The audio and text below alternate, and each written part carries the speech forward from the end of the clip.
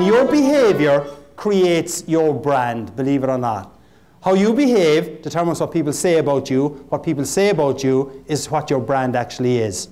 But let's go back to Officer Schmidt for a second, and I want to give you an example of behavior here. After that incident with Officer Schmidt where he gave me the $75 ticket, I went home to my darling wife of so many years looking for sympathy.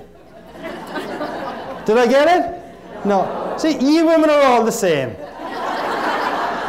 So I'm sitting there at the kitchen table looking for sympathy and saying to my wife, well, do you know how many pints of Guinness I could get tomorrow for $75?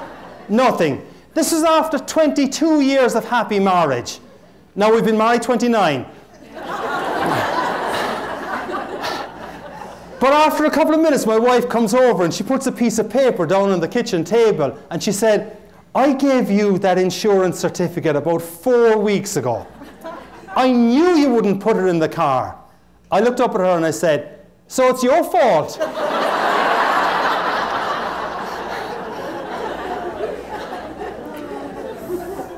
When I regained consciousness, the frying pan, as we call it back in Ireland, was in one hand, divorce papers in the other. But she didn't actually go through with the divorce proceedings, though. But to this day, though, and you men in the audience I know will be able to help me on this, I cannot convince my wife that it was her behavior that was at fault. So if the men in the audience ever meet my darling wife, just kind of try and win my side of the argument for me. But that's obviously a goofball example about behavior, though. But your behavior, as part of the gift of gab, goals, attitudes, behavior, creates your brand. There's one simple little thing that I suggest to people that will help you to create an even better brand experience and brand behavior for the people that you work with. Each of you, I think, has got a program in front of you. Before you leave today, I'd like you to write down 3 words on that program. And maybe on a piece of paper, roughly the size of a credit card, write the 3 words down.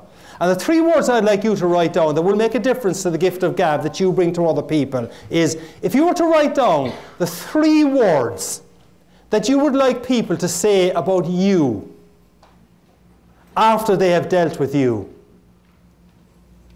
Because they're the 3 words that effectively describe your brand. And if you were to write down those 3 words and say, those are the 3 words that I would like people to say about me after they've dealt with me, in whatever area, in that neighborhood or in my workplace.